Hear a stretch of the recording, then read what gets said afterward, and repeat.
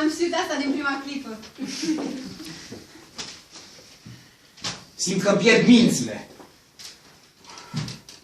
Păi, moravurile dumitale nu puteau să ducă la altceva.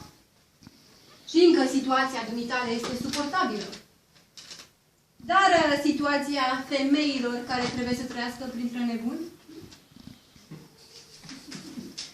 De cele mai multe ori aceste femei sunt demne de tot respectul, pot să facă și comunicare și iată că apare o fâșneață oarecare! Alo, doctore, liniștiți-vă.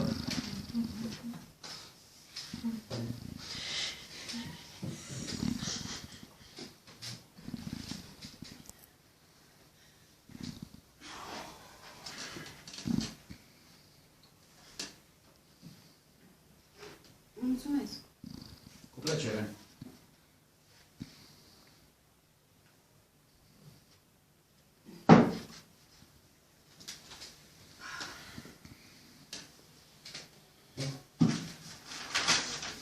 Am aici jurnalul Marinei Istomina.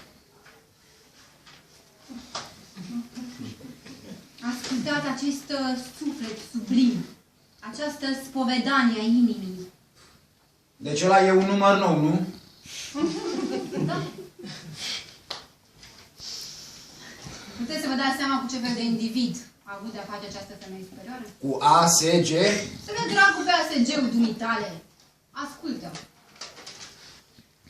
Cine ești tu?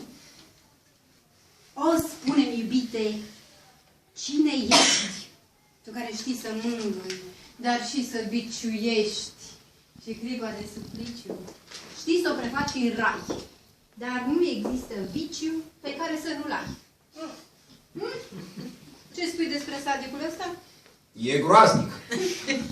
Eu nu m-aș mira să aflu că o înșeală pe această femeie superioară cu vreo fâșneață tânără, fără niciun fel de circumvoluțiune și niciun fel de calificare. Vă implor, liniștiți-vă! Nu pot!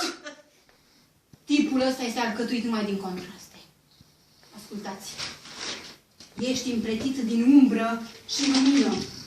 Ești prefăcut și sincer, timid și îndrăzneț. Ba, viața ți se pare lipsită de orice preț, ba însetat-o sorbi, ca dintr-o cupă plină îmi ești călău, stăpân și slugă credincioasă.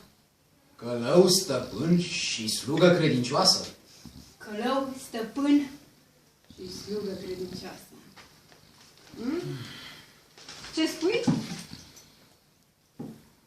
Wow! Călău, stăpân și slugă credincioasă.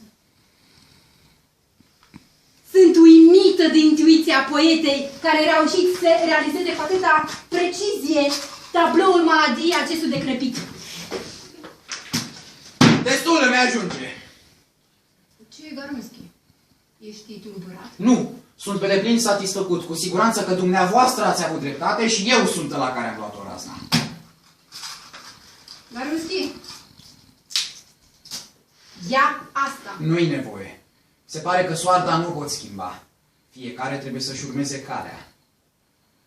Garunski, nu te enerva. Prea târziu.